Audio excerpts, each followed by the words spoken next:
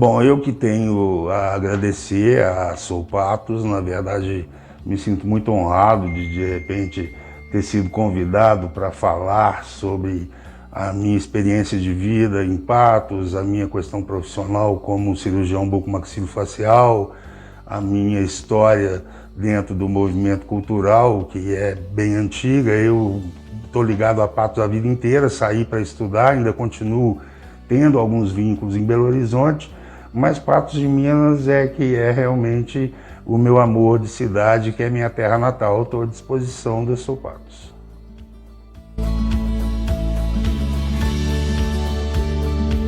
Bom, eu fiz o antigo primário e ginásio em Patos, uma parte do científico, fui para Belo Horizonte e entrei no curso de odontologia na década de 80.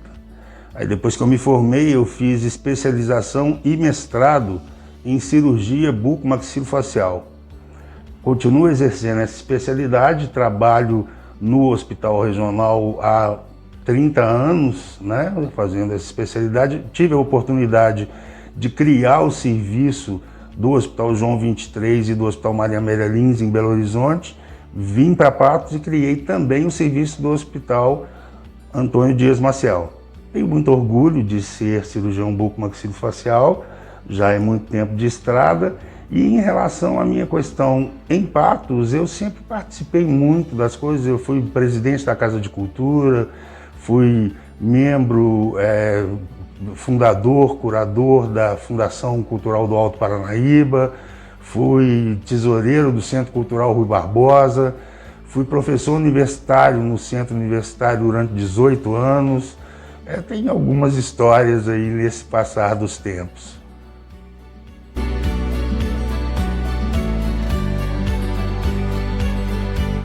Bom, a cirurgia bucomaxilofacial, na verdade, talvez seja a linha que divide a odontologia da medicina, porque anatomicamente da região da glabela, né, que seria entre os olhos até o mento, e do pavilhão auditivo externo dos dois lados, todo esse rosto faz parte da atuação da bucomaxilofacial.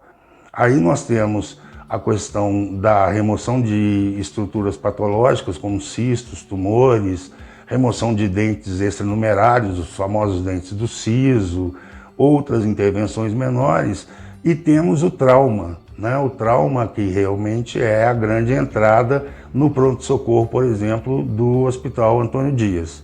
Então todas as fraturas que acontecem nesse complexo facial são de tratamento pela cirurgia bucomaxilofacial.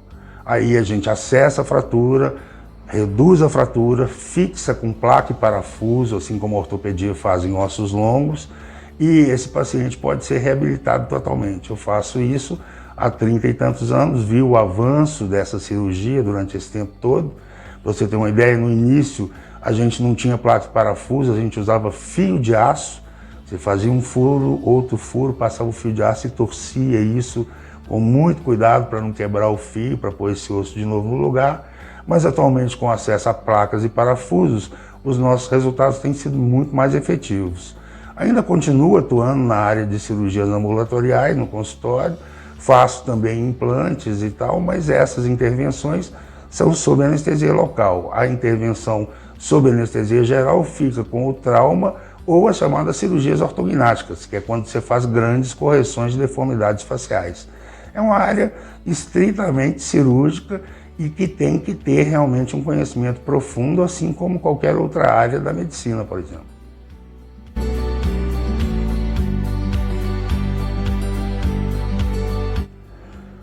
Pois é, normalmente as queixas, né, acabam se iniciando no processo de busca de solução através do dentista clínico. O paciente procura devido a alguma queixa e tudo mais, e esse profissional clínico evidencia a necessidade da busca do bucomaxilofacial. Mas os pacientes que têm dentes extranumerários, que têm dores que não são bem resolvidas, ou esses pacientes de trauma e tudo mais, vêm diretamente para a bucomaxilo. Nós temos hoje em dia uma relação muito boa interprofissional com outras áreas, inclusive na medicina, como a otorrinolaringologia, como o pessoal da cirurgia de cabeça e pescoço e tal. Então, de uma certa forma, esses pacientes chegam através de outros profissionais, mas a busca espontânea também acontece quando a queixa, de repente, ultrapassa o limite, né, da odontologia comum do consultório.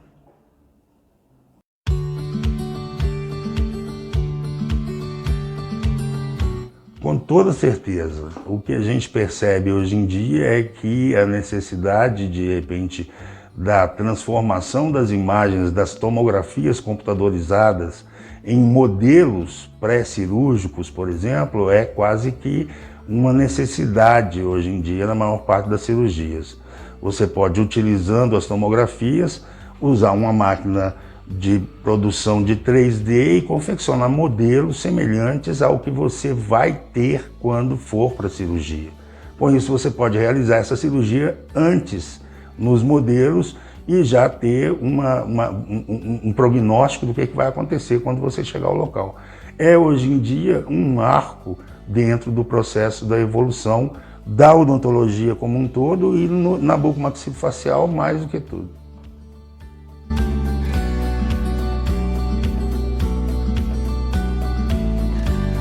Bom, é que, na verdade, a formação profissional é uma coisa muito específica para uma especialidade como essa. Na odontologia, você tem um estudo até bastante aprofundado da anatomia facial, dos músculos da face, da inervação, da irrigação da face. Isso, na odontologia, é muito explorado no primeiro ano dentro da anatomia geral. Nos outros cursos, a anatomia facial não é tão bem explorada, mas eles também têm cursos. Dentro do curso, eles também têm a disciplina de anatomia. O que a gente vem ficando preocupado é que muita gente que não tem conhecimento de anatomia facial faz um curso de fim de semana, de 4 dias e tal, e acha que com isso já adquiriu conhecimento suficiente para realizar alguns dos possíveis acessos a essa harmonização facial. Eu sugiro que quem vá partir para essa área estude em profundidade a anatomia facial. A anatomia facial é muito complexa, pode de repente ter problemas muito sérios com algumas áreas nobres, como nervos, artérias e algumas glândulas, e que o paciente saiba que a formação para essa área na odontologia é adequada, assim como na medicina, se o cirurgião plástico estuda a área de anatomia facial. Mas um ortopedista, um cardiologista e tudo mais não tem conhecimento de anatomia facial. Eu acredito que o conhecimento é fundamental nessa área. A odontologia hoje transformou a harmonização facial em uma das suas especialidades e o Conselho Federal de Odontologia emite certificados para profissionais de odonto que tenham essa especialidade. A medicina, não. Na verdade, na medicina, essa área está dentro, teoricamente, da cirurgia plástica. Mas outros profissionais vêm realizando isso. O que me deixa um pouco amedrontado é a formação, o conhecimento da anatomia para que, de repente, a pessoa possa realizar esses atos.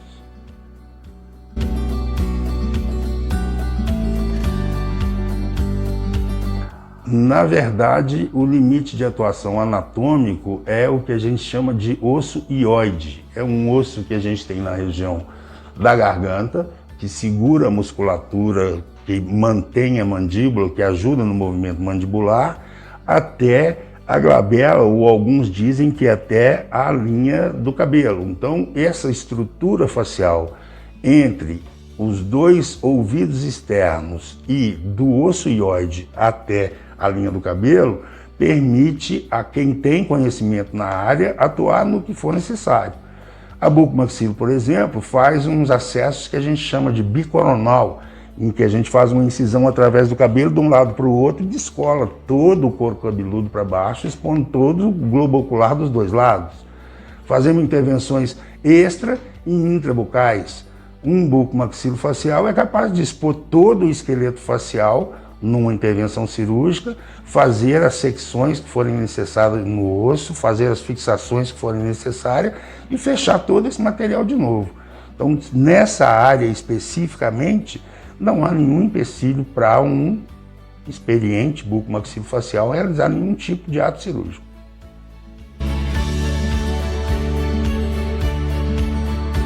Realmente, a gente esteve sempre muito envolvido no movimento cultural, é uma coisa meio herdada, né? Eu tenho um tio, João Marcos Pacheco, que foi um dos criadores do Centro de Estudos Teatrais, o SET, que era oriundo de um grupo junto com o pessoal dos Nepomuceno, o Consuelo, e o Júlio e Valério, e era um grupo muito coeso, e através deles eu me iniciei no teatro. Depois dessa questão do SET, passei também pela Casa da Cultura, participei de algumas edições do Encontrão, Cantar na Praça, pude ter a oportunidade de viver uma época em que o carnaval de rua era bastante forte em Patos e tal, e fiz parte do clubinho carnavalesco, carnavalesco do povo também, e continuei nesse processo. Vários amigos músicos, inúmeros se tornaram parceiros, eu tenho algumas músicas aí com alguns bons músicos em Patos.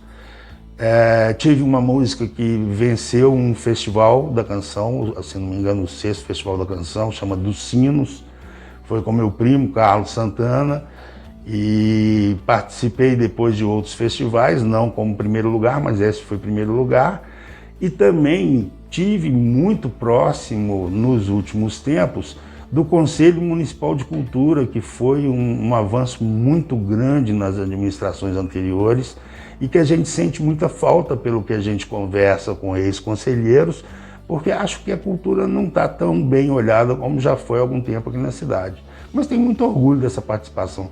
Participei também do livro de poetas patenses, o disco Encantos Gerais, né, que foi um disco que a gente conseguiu, um dos LPs que tem autores patenses, em que um grupo do Carlos Alberto Chaulin, o Wilson Moraes, Marcinho Maciel, Zé Roberto Cardoso e eu podemos fazer na época que o Arlindo era prefeito. Então tem algumas coisas esparramadas aí na área de cultura, das quais eu sinto bastante orgulho.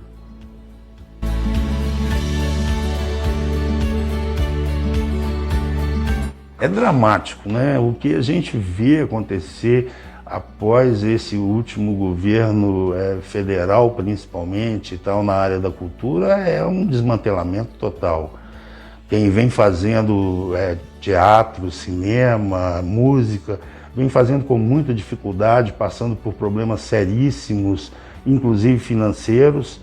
Agora, pelo menos, né, caiu o veto do atual presidente e parece que a lei Aldir Blanc e a lei Paulo Gustavo vão dar de novo um pouco de tranquilidade para o pessoal da área de cultura. Fico muito decepcionado. A gente sabe que Patos, e né, só usando como exemplo, era um celeiro, tem um monte de gente boa por aí e tal, e a gente não tem como ver esse pessoal atuando. De uma forma geral, eu espero ansiosamente que a partir do ano que vem a gente volte a ter uma indústria cultural, porque além de ser uma coisa fundamental para a educação, para o desenvolvimento intelectual da nossa população, é também uma área extremamente rentável. Você tem aí famílias, milhares de famílias que trabalham não só na área cultural, mas no entorno dando suporte. Então, eu acho uma idiotice terem abandonado a cultura da forma como que fizeram. Espero que isso seja revisto rapidamente.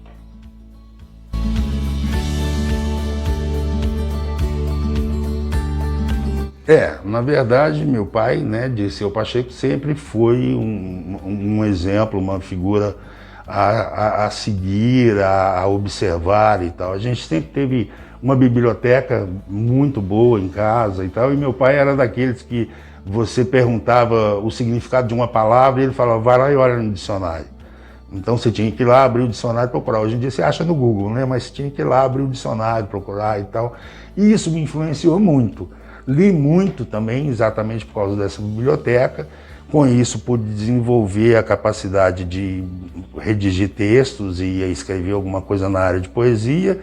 E na odonto, eu acho que o encaminhamento maior foi a questão, de repente, da área de saúde. Eu pensava em alguma coisa na área de saúde, não tinha muito ainda certeza de que lado que eu ia. Fui para o odonto, mas no odonto, logo no começo, eu já comecei a gostar da cirurgia bucomaxilofacial, exatamente pela anatomia, porque era onde eu tinha que dissecar e tal, né? Naquela época, as cabeças de cadáver e tal, a gente vai com isso abrindo um leque. Quem gosta de cirurgia vai ficando cada vez mais entusiasmado. Cheguei a ter consultório junto com meu pai, ele não fazia cirurgia, então ele fazia a parte clínica e eu fazia a parte cirúrgica, mas depois que ele saiu da área, eu continuei só na bucomaxilofacial.